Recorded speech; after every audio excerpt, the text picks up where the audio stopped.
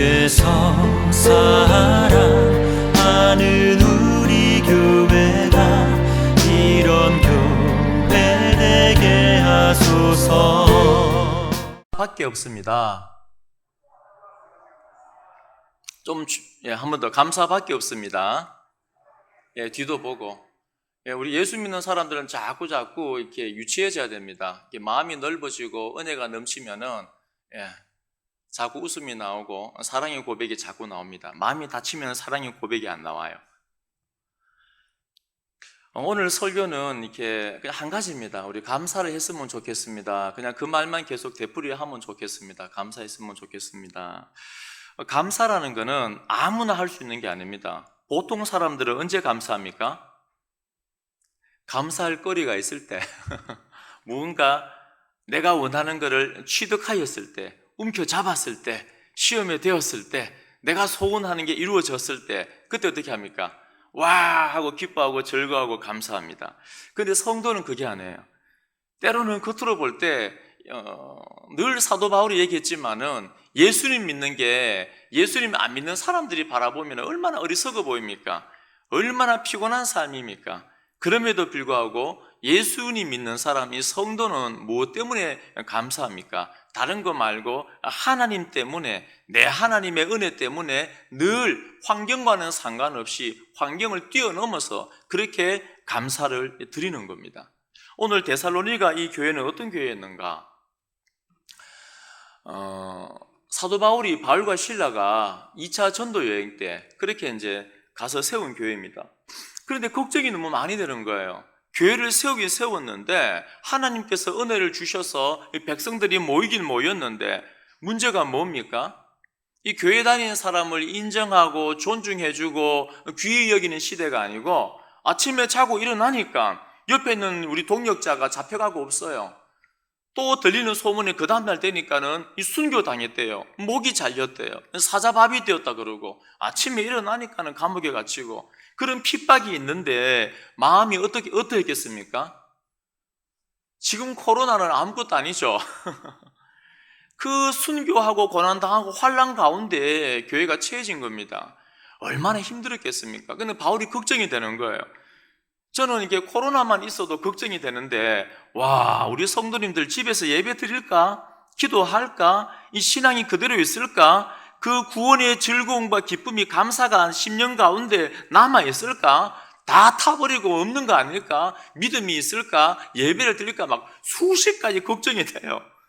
근데 사도 바울이 얼마나 걱정되겠습니까? 이 코로나 때문에도 걱정이 되는데 그 초대교회 때 그렇게 핍박을 받고 잡아가고 하는데 얼마나 무서웠겠습니까? 그래서 이 디모데를 보냅니다. 야, 디모데 한번 가봐라. 어떻게 지금 성도들을 지내는지, 그리고 내가 준 이 편지를 위로해라. 가봤습니다. 가보니까는 와, 어떻게 지내고 있습니까? 그 고난과 핍박 가운데도 하나님은 살아 계신 겁니다. 그 10년 가운데 하나님의 영이 계시니까 이 변함이 없는 거예요. 꼭 붙들고 그렇게 살아가는 겁니다. 그리고 바울이 얼마나 감동이 됐겠습니까? 이 코로나가 문제가 아니고 이 순교의 그 핍박과 환난 가운데서도 성도는 믿음을 굳건히 지킨 겁니다. 그래서 이게 데살로니가 이게 이제 앞장에 하고 내용이 뭐냐면 두 가지 이제 권면합니다. 여러분 그렇게 열심히 살았는데 혹시 옆에 있는 사람이 순교하더라도 죽더라도 겁내지 마십시오. 우리는 죽은 것이 아니고 잠자는 겁니다. 제가 장례 예배 때 늘 이 말씀 드리잖아요. 잔다. 왜요? 우리는 뭐가 있습니까? 천국이기 때문에. 우리는 죽은 게 아니고 뭡니까? 성도의 죽음은 죽은 게 아니고 자는 겁니다. 이 잠자는 거하고 죽음하고 비슷하지만은 멀리서 보면은 잠자는 거랑 죽은 거랑 비슷하잖아요. 과거에는 사진사들이 애기들 자는 사진을 안 찍었대요. 왜 안 찍었냐면 애기들 그 죽은 모습하고 비슷하다고 과거에는 그런 시절이 있었습니다. 비슷해요. 차이가 뭡니까? 아침이 되면 눈을 뜨는 거는 뭡니까? 주무시는 거예요. 잠자는 겁니다. 그리고 성도는 죽은 게 아니고 뭡니까? 자는 거예요. 잠시 숨을 거두었지만은 이 성도의 죽음을 보면 하나님이 보이잖아요. 안 죽으려고 막 힘을 막 이렇게 땀을 흘리고 악을 쓰는 게 아니고 행복하게 이렇게 천군 천사들 바라보며 이렇게 눈을 감지 않습니까? 그럼 눈을 뜨면 천국이에요. 아멘? 얼마나 감사합니까? 그러니까 사도 바울은 데살로니가 교회 성도들에게 여러분, 우리는 죽은 거 아니에요. 자는 겁니다. 이 말씀으로 서로 위로하십시오. 우리는 천국이 있습니다. 또 한 가지 고민하는 게 주님이 언제 오실 줄 몰라요. 그러니까 겁내지 말고 더 긴장해서 오늘 밤에 주님 오실 줄 모르니까 영적으로 준비하십시오 하고 이 권면한 겁니다. 그리고 결론으로서 주신 말씀이 오늘 이 말씀이에요. 그러면 그 환난과 고난 가운데, 고통 가운데, 핍박 가운데 우리가 어떤 자세로, 어떤 영적인 자세로 살아가야 되는가? 항상 기뻐하라. 쉬지 말고 기도하라. 범사에 감사하라. 항상 쉬지 말고 범사, 다 같은 의미입니다. 같은 의미인데 다른 단어, 이거를 강조라고 말합니다. 강조. 주로 강조할 때 같은 의미의 다른 단어 3번 연급하면 많이 강조하는 겁니다. 그러니까 하루 24시간 세상은 우리를 핍박하고 손가락질하고, 세상은 우리를 공격하고 비웃고, 세상은 우리를 향해서 막 뭐라 얘기해요. 지금도 뭐 변함없이 그렇지만은 이 과거에 얼마나 힘들었겠습니까? 또 교회를 향했을 뿐 아니라 우리 개인적인 우리 환경을 바라볼 때도 어떤 사람들은 오르막길 갈 때도 있고 내리막길 갈 때도 있고 굉장히, 그러니까 삶이 버거울 만큼 힘들 때도 있고 여러 가지 환경을 만납니다. 그렇지만 어떤 환경이든지 간에 뭡니까? 성도는 그 상황 가운데서 항상 뭐 하는 사람입니까? 기뻐하고 즐거워하고 감사하는 사람이에요. 그게 성도의 자세입니다. 우리 성도님들 요즘에 어떻습니까? 정직하게 다른 사람들 바라보지 말고 내 안을 바라볼 때 기쁨이 있습니까? 2부 때하고 1부 때하고 많이 달라요. 1부 때는 성령 충만한 성도 같은데 2부 때는 다시 한번, 우리 안에 기쁨이 있습니까? 네. 감사가 있습니까? 그게 정상입니다. 우리 환경은, 저도 제 환경이 별로 안 좋아요. 저도 이 목회자 환경이라는 게 참 힘들고 고달플 때가 많이 있습니다. 부목사일 때는 여태까지 칭찬만 받고 격려만 받다가 담임되고 나니까는 막 온갖 총알을 받고 나니까는 힘들 때 많이 있어요. 일단 환경이 좋아서 그런 게 아니고 뭐 때문에 감사합니까? 명령하고 있잖아요. 시편 136편하고 오늘 여기도 하고 보면은 다 감사하면 좋겠다. 바울이 야 감사하면 안 좋겠나? 그렇게 묻는 게 아니고 감사하라고 명령하는 겁니다. 명령형이에요. 감사해야 되는 겁니다. 기뻐해야 되는 겁니다. 왜 그렇습니까? 성도는 이 세상에 속해 사는 것이 아니라 이 세상을 초월해서 하나님의 나라의 백성으로 하나님 때문에 감사하고 기뻐하고 살아야 되는 것이 이 성도의 자세입니다. 근데 그 앞에 뭐라 붙었습니까? 항상 쉬지 말고 범사에. 혹시 내 안에 지금 감사가 떨어졌거들라? 성도님들 잘 보십시오. 우리 말씀대로 하면 좋을 것 같아요. 말씀은 말씀이고 내 삶은 내 삶이고 이게 분리가 오래되고 이 고착화되면 그게 견고한 진이 되어갖고 말씀은 나랑 하등 상관이 없는 게 돼버려요. 바리새인이 돼버립니다. 말씀하고 나하고 상관이 없으면 안 돼요. 이거 합치셔야 돼요. 지금 내 안에 성령이 주시는 기쁨이 있습니까? 있으셔야 되고 없으면은 빨리 회복하셔야 돼요. 왜요? 명령이니까. 하나님의 명령이니까. 우리가 이 땅을 살아갈 때 성도의 자세입니다.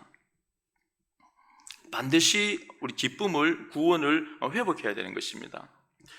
저는 참 감사한 게 최근에 우리 성도님들 여러분 이렇게 만났습니다. 만나는데 이게 신기하게 약속이나 한 듯이 다 뭐라고 고백하냐면은 집사님 한 분도 와 목사님 저는 너무 행복해요. 너무 감사해요. 내가 고령에 올 때 아무것도 가진 게 없이 빈손으로 왔는데 하나님이 이렇게 채워주시고 내가 기도를 많이 한 것도 아닌데 내가 기도한 것보다 훨씬 많이 주시고 아이고 우리 자녀들에게도 복을 주시고 앞으로도 저는 신경 안 써요 목사님. 그냥 감사하고 좋을 뿐이에요. 이 고백을 하는데 제가 얼마나 이게 좋은지. 어떤 또 우리 권사님 한 분도 그래요. 식사하면서 이 감사밖에 안 나오는 겁니다. 또 어느 한 가정에 신방을 갔는데 이 사고가 났대요. 그 전날 사고가 났는데 그것도 참 감사합니다. 다친 사람도 없고. 그래 참 이렇게 우리 안에 건강한 성도는 뭡니까? 항상 기쁨과 감사가 넘쳐야 됩니다. 우리 교회 성도님들 이게 기쁨과 감사가 넘치는 것 같아요. 그래서 너무 참 하나님 앞에 제가 감사드렸습니다. 하나님, 참 우리 교회 성도님들 이렇게 감사와 기쁨이 넘치는데 너무 행복합니다. 그러면은 도대체 어떠한 것에 좀 더 구체적으로 어떤 것에 대해서 우리가 감사하고 기뻐해야 됩니까? 두 가지만 말씀드립니다. 첫 번째는 뭐냐 하면은 하나님의 구원에 관하여서 우리는 기뻐하고 감사하는 마음을 가지셔야 됩니다. 과거에 한번 하나님이 나를 구원했으니까 기뻐 끝, 그게 아니라 우리 초신자들 보면은 처음에 초신자들뿐 아니고 교회 오래 다녔지만은 중생을 경험 못했는데 어느 날 하나님이 임재하셨어요. 찬양 가운데, 기도 가운데 하나님께서 내 마음속에 들어올 때가 있습니다. 그러면 그 마음이 어떻습니까? 이 세상을, 온 우주를 다 가진 것 같아요. 왜요? 우주 만물을 창조하신 그 하나님이 내 안에 들어오니까는 뭐가 부럽습니까? 세상에 아무것도 부러운 게 없고 이 세상을 다 가진 것 같은 그 기쁨과 그 감격이 내 안에 있는 겁니다. 그러니까 어떻습니까? 그 중생을 경험한 사람들은 막 주님을 위해서 열심히 섬기는 거예요. 피곤하지도 않습니다. 즐거워요. 주의 영광을 위해 살아가는 게, 뛰어다니는 게 얼마나 행복합니까? 복음 전하는 게 얼마나 행복합니까? 그런데 시간이 지나면 지날수록 그 감사와 그 기쁨, 구원의 그 감격이 조금씩 사라지는 겁니다. 근데 우리들만 그런 게 아니에요. 그래서 하나님께서 오늘 이 말씀 항상 감사하고 기뻐해라 라고 말씀을 주시는 겁니다. 이 초대교회도 동일한 현상이 일어납니다. 초대교회 로마 교회나 고린도 교회나 정말 열심히 그 감격 가운데 기쁨 가운데 사역을 했는데 로마서 1장 1절에서 7절까지 보면은 이 복음이라는 단어가 한 7번 나옵니다. 복음. 우리 성도님들 복음 다 들으셨죠? 복음 믿으시죠? 예. 반응이 털려 일부 때 하고 그 복음을 들으시는데 그 복음이 어떤 의미입니까? 복음이 복된 소식, 기쁜 소식이에요. 그러니까 복음 자체가 뭐냐면은 하나님의 감격과 기쁨이 있는, 큰 기쁨이 있는 소식이 그게 복음입니다. 그러면 복음이 내 속에 들어오면은 우리 속에 뭐가 있습니까? 기쁨과 즐거움이, 큰 기쁨이, 감사가 흘러 넘쳐야 되는 게 이 정상입니다. 생각해 보십시오. 우리는 사형수 아닙니까? 사형수로 태어나, 죄인으로 태어나, 죄의 노예로 있다가 영원한 사형에 처해져서 죽음 가운데 떨어지는 것이 그게 우리의 삶인데, 하나님께서, 저도 마찬가지지만 성도님들 주를 위해서 한 거 있습니까? 구원받기 위해서 뭐 한 거 있습니까? 없습니다. 할 수 있는 게 없어요. 그냥 감사함으로 그냥 해보는 거지. 우리가 정확하게 주의 뜻을 알아 주의 영광을 위해 할 수 있는 건 아무것도 없습니다. 다 하나님의 은혜지. 내가 하나님과의 원수의 관계에 있을 때, 나 하나님을 모른다 할 때, 하나님을 미워하고 저항하고 저주할 때 하나님께서 우리를 먼저 사랑해 주셨고 우리를 위해서 십자가에서 2000년 전에 죽으심을 통하여서 그 사랑을 확정 증거로 보여주신 겁니다. 그 십자가의 아들의 죽음을 통하여 우리 죄 사함을 받고 하나님의 자녀가 되고 천국 백성이 되고, 그게 복음이잖아요. 그 복음이 내 속에 들어왔을 때 죽은 내 생명이 살아나는데, 잃어버렸던 내 생명을 다시 얻게 되어졌는데, 돈 주고 살 수 없는 이 지구, 이 땅덩어리를 다 줘도 내 생명을 못 사는 겁니다. 그 귀한 생명을 내가 받았는데 기쁨과 감격이 있는 게 당연한 거예요. 그런데 문제가 생겼습니다. 로마서 1장 15절에 보면, 그러므로 나는 할 수 있는 대로 로마에 있는 너희에게도 복음 전하기를 원하노라. 무슨 말입니까? 이미 로마에는 교회가 있습니다. 바울이 전도하기 전에 이미 다른 사람에 의해서 교회가 세워졌습니다. 그런데 바울은 왜 내가 할 수만 있으면 꼭 가서 너희에게 또 복음을 전하려고 합니까? 영적인 매너리즘에 빠진 겁니다. 영적인 불감증에 빠진 거예요. 처음에는 감격이 있었는데, 자, 그 다음에 어떻습니까? 끊임없이 말씀과 기도를 통하여 하나님의 관계가 되어질 때 그 구원의 기쁨과 감격이 유지가 되는데, 이제 그게 안 되는 거예요. 그러니까 영적인 매너즘에 빠져서, 영적인 불감증에 빠져서 그거 다 아는 얘기야. 그거 다 아는 얘기야. 그거 다 아는 얘기인데, 머리로는 알죠. 머리로 아는 것 말고 그게 가슴으로 들어와야 돼. 가슴으로 경험이 되어져야 돼요. 가슴으로 경험이 되어지는 것을 성경에는 야다, 안다라고 말하는 겁니다. 안다. 6.25 전쟁 때 이 안전불감증 1950년도 4월달, 5월달에 이미 이 첩보에 의해서 이 공산당, 이 김일성이 군대가 대거 쳐들어옵니다. 준비해야 됩니다. 그렇게 보고가 몇 달 전에 이미 들어갔습니다. 근데 안전불감증 때문에 그게 다 묵살돼 버린 거예요. 50년 6월 23일 24시에 기에서 경계령까지 다 해제시켜 버렸습니다. 그리고 군인들 다 외박 보내버리고 뭐 쳐들어오겠어. 쳐들어오면 같이 죽는 건데 설마. 그리고 장교들은 술 파티를 연 거예요. 그런데 25일 날 새벽에 쳐들어온 겁니다. 장교들은 술이 덜 깬 채 그 적군을 맞이한 거예요. 그 안전불감증에 걸려버리면은 큰 위기를 느끼는 것처럼 영적인 원리도 똑같습니다. 우리가 하나님께서 주시는 기쁨과 구원의 즐거움 통하여 이 감사한 삶을 끊임없이 명령하고 있습니다. 이 감사는 나중에 깊이 들어가면, 오늘 다 설명을 못 드리지만 깊이 들어가면 감사가 뭐냐면 복음 증거입니다. 감사를 드러내라, 감사를 가르치라. 왜냐하면은 이 환경 가운데서도 감사한다는 것은, 기뻐한다는 것은 하나님의 살아계신 주되심을 드러내는 겁니다. 그 시편에는 내가 이방인들 앞에, 많은 사람들 앞에서 감사할 것이다. 그 말이 뭐냐 하면은 많은 사람들 앞에서 하나님께서 내 문제를 해결해 주셨기 때문에 감사합니다 하고, 그게 뭡니까? 복음 전도예요. 그러니까 얼굴에 기쁨과 감사가 있는 사람은 복음이 흘러가요. 그 묻습니다. 야, 선생님, 집사님, 아저씨, 사장님은 어떻게 해서 이렇게 항상 콧노래 부르고 감사하고 좋아해요? 제가 아는 한 분도 전도 본인 스스로 왔는데 왜 왔냐면 옆집에 사는, 어릴 적에 사는 그 집사님 한 분이 늘 노래를, 찬양을 불러요. 나는 교회를 안 다니는데 늘 기뻐하고 찬양 부르는 그 모습 보고 나도 교회 갔으면 좋겠다. 나도 교회 갔으면 좋겠다. 그 마음이 들어서 때가 되어서 온 겁니다. 그러니까 우리 속에 감사와 기쁨이 있어야지, 그게 뭡니까? 하나님의 주되심을 이 세상 가운데 선포하고 드러내고, 우리 하나님 정말 하나님 맞습니다 하고 드러내는 거예요. 그게 전도고, 그게 하나님 앞에 영광을 올려드리는 삶인 것입니다. 그러니까 우리는 끊임없이 내 의지와는 상관없이 기뻐하고 감사하고 그 영광을 드러내야 되는 것입니다. 그런데 이 영적인 이 불감증에, 안전불감증에 빠져버린 거예요. 저 아는 건데, 저거 아는 건데, 저거 아는 건데, 내 안에 서서히 열정이, 기쁨이 사라지고 있는데 굉장히 심각한 건데, 내 안에 구원의 기쁨과 즐거움이 없는데 문제가 없다라고 인식해요. 왜 그렇습니까? 이미 사라져버렸기 때문에. 영적으로 깨어있다는 거는 내 안에 기쁨이 없네, 내 안에 즐거움이 없네, 이걸 대부분의 인식이 되어져야 돼요. 그럼 이 문제 가지고 하나님 앞에 기도를 하는 겁니다. 하나님, 왜 그렇습니까? 왜 내 안에 기쁨이 없습니까? 왜 감사가 없습니까? 왜 즐거움이 없습니까? 하나님하고 영적인 씨름을 하고 기도를 하셔야 되는 거예요.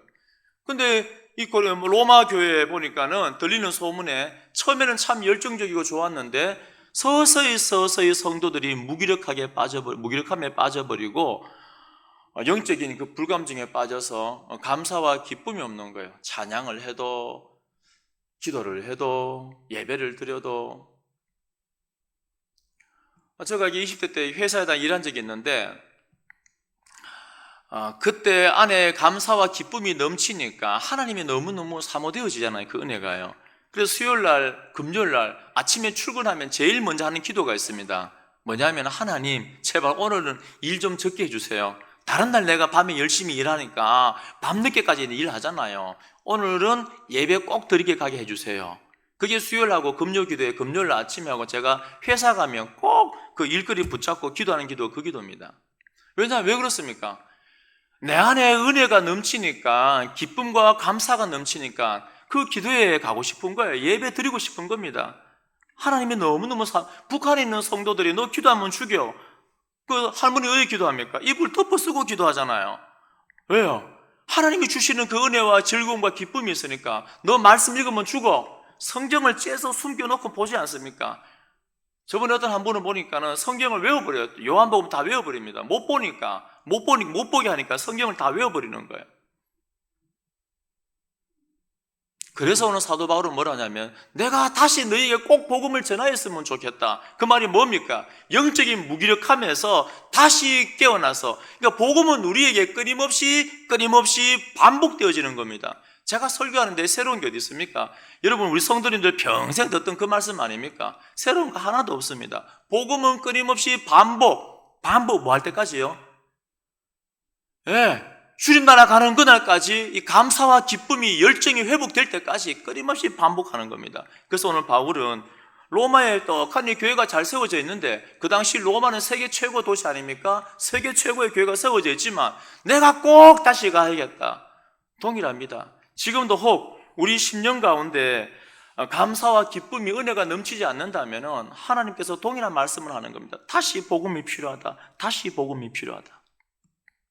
우리는 복음으로 인한 그 열정과 그 기쁨이 항상 있어야 됩니다. 로마서 6장 17절에 보면 하나님께 감사하리로다. 너희가 본래 죄의 종이더니 너희에게 전하여 준 바 교훈의 본을 마음으로 순종하여 죄로부터 해방되어 의에게 종이 되었느니라. 얼마나 감격과 기쁨이 있습니까?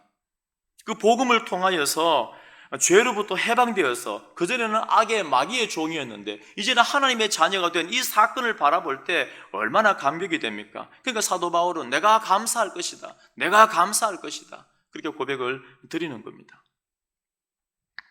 우리 모든 성도님들도 주님 나라 가는 그날까지 구원의 감격과 기쁨을 상실하지 않고 늘 흘러넘치는 그 은혜 가운데 감사가 늘 입술 가운데 흘러나오는 우리 성도님의 삶 되기를 축원드립니다. 옆에 있는 분 한번 보십시오. 이 기쁨이 있는지, 감사가 있는지, 아니면 표정이 굳어 있는지. 예. 그 과학자가 신기한 실험을 많이 해요.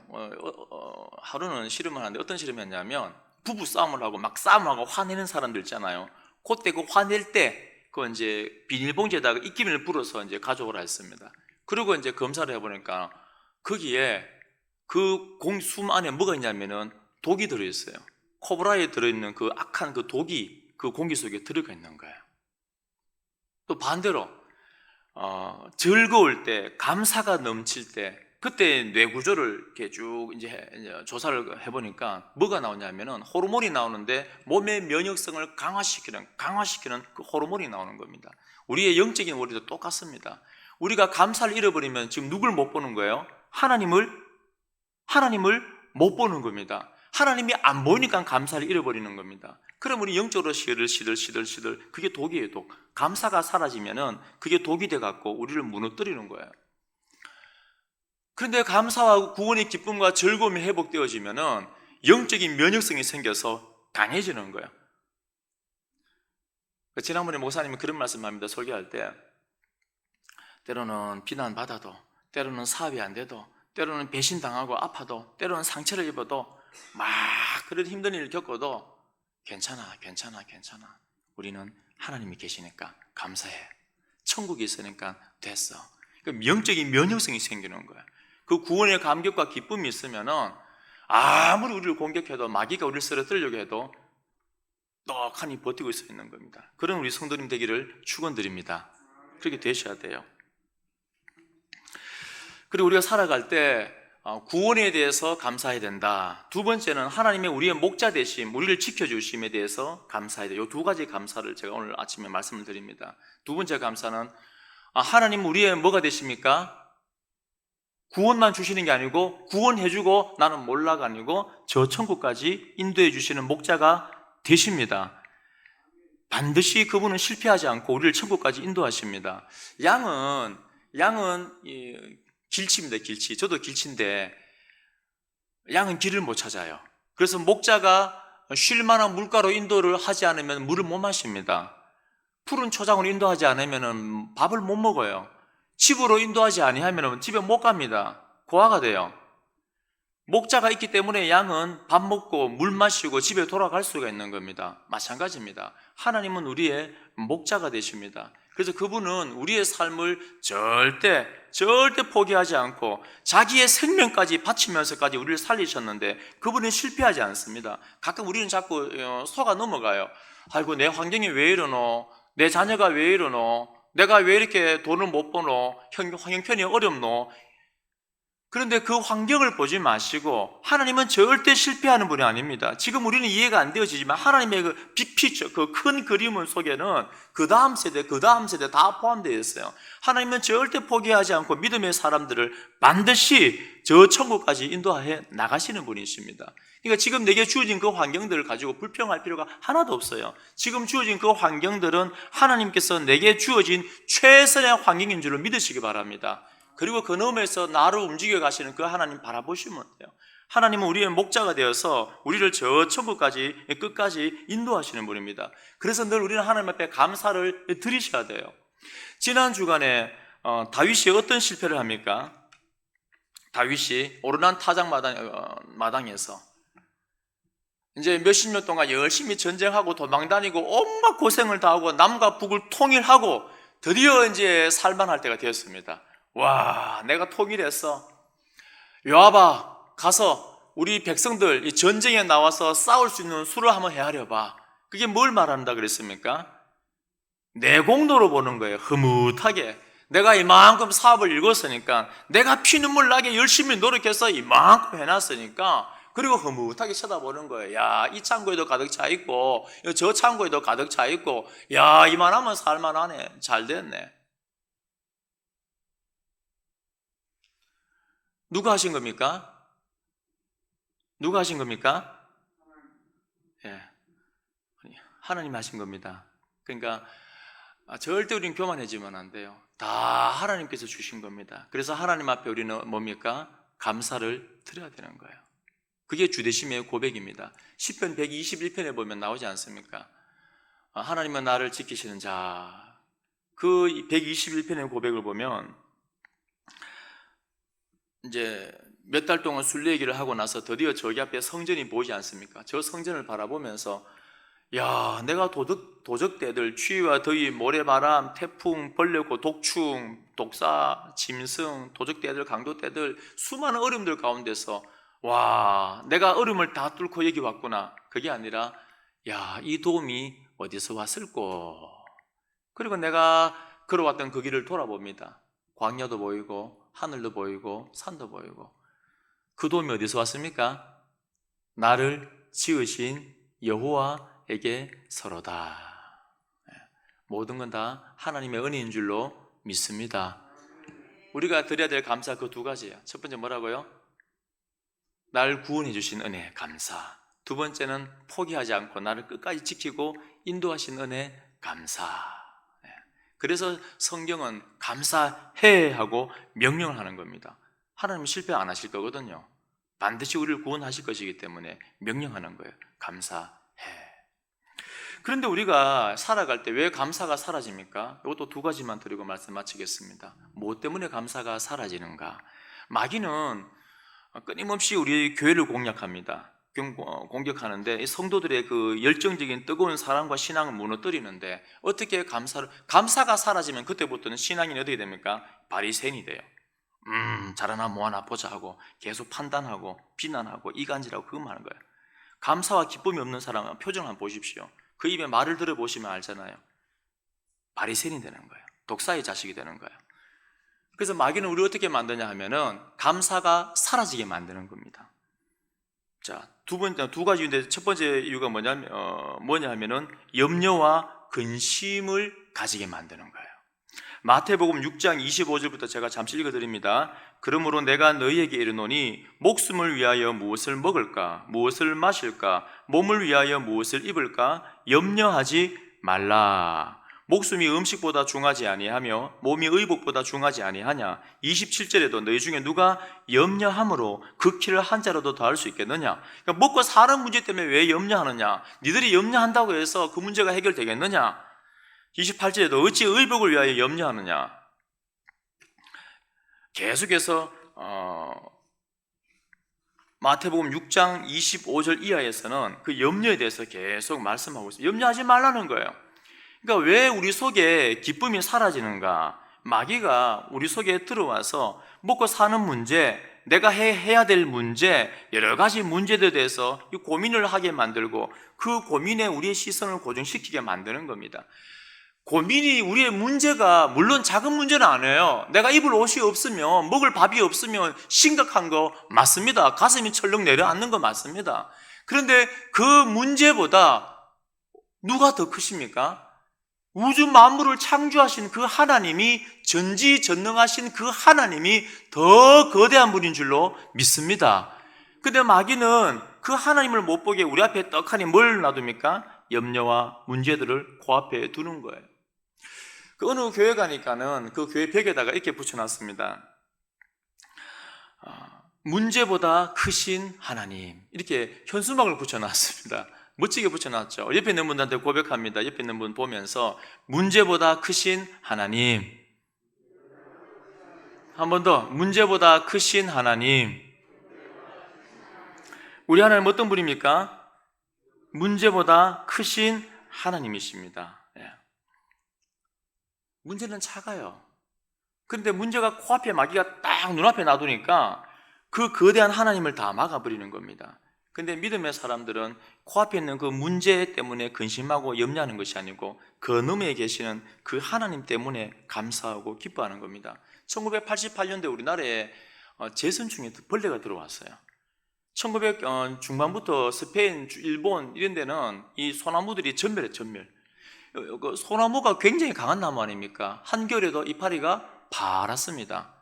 한설에 보면 천둥을 맞아도 그 나무가 산대요. 그 정도로 튼튼한 나무입니다. 강력한 나무예요. 그런데 이 제선충이라는 벌레가 1mm인데 잘 안 보여. 1mm인데 그냥 실 모양, 그 작은 실처럼 1mm의 벌레예요. 근데 그 벌레가 한 마리가 소나무 안에 들어가 버리면 3주 만에 소나무는 노랗게 물들고 죽어버립니다. 그래서 한때 우리나라에서 난리가 났습니다. 이 제선충을 막자. 아무리 잘라내도 뭐 바람 타고 또 가버리고 또 가버리고. 지금도 열심히 전쟁하고 있습니다. 이 소나무를 살리기 위해서. 그 눈에 보이지 않는 작은 그 실 같은 의미 없는 벌레인데 그 벌레 한 마리로 인해서 그 강력한 소나무들이 3주 만에 죽어버려요. 마찬가지입니다. 우리의 영을 죽이는 게 뭐냐 하면은 하나님의 우주 만물을 창조하신 그 하나님의 관점에 바라볼 때는 이 실 같은 아주 작은 건데 우리는 하나님을 바라보지 못하고 그 작은 게 우리 속에 들어와서 염려하게 되고 근심하게 되고 고민하게 되고 걱정하게 되고 그래서 하나님 앞에 감사를 잃어버려요. 감격이 없고 교회에 나와도 예배 나와도 표정이 어둡고 힘이 없고 기도도 못하고 그러게 하는 거예요. 그렇기 때문에 우리 모든 성도님들은 항상 주님 앞에서 잠언 17장 22절 말씀대로 마음의 즐거움은 양약이라도 심령의 근심은 뼈를 마르게 하느니라. 그 제선충을 몰아내야 됩니다. 영적인 제선충을 마귀를 몰아내고 근심을 몰아내고 나의 구원자이신 그 하나님 바라보면서 기쁨과 즐거움, 감사의 예배를 삶을 드리는 믿음의 사람 되기를 축원드립니다. 감사를 무너뜨리는 마귀의 무기가 뭐냐? 에베소서에 잘 나와 있습니다. 4장 29절, 제가 교회론 할 때 이 말씀 드렸는데 무릇 더러운 말은 너희 입 밖에도 내지 말고 오직 덕을 세우는 데 소용되는 대로 선한 말을 하여 듣는 자들에게 은혜를 끼치게 하라. 이 더러운 말이라는 것은 더러운 귀신이 할 때 그 더러움과 같은 겁니다. 그러니까 마귀는 뭐냐면은 우리의 말을 통하여, 언어를 통하여서 우리 안에 감사의 말을 무너뜨리는 거예요. 원망의 말을 하게 합니다. 에베소서 그 다음 5장 4절에도 나와 있습니다. 누추함과 어리석은 말이나 희롱의 말, 불평과 공격적인 말을 의미하는데 이런 말을 하지 말라는 거예요. 왜냐하면 두 가지입니다. 하나는 어둠에 속한 사람들은 그 어둠의 일을 하지만 성도는 빛에 속하였기 때문에 어둠의 언어를 사용하지 말라는 거예요. 또 한 가지 이유는 세월을 아끼라 때가 악하니라.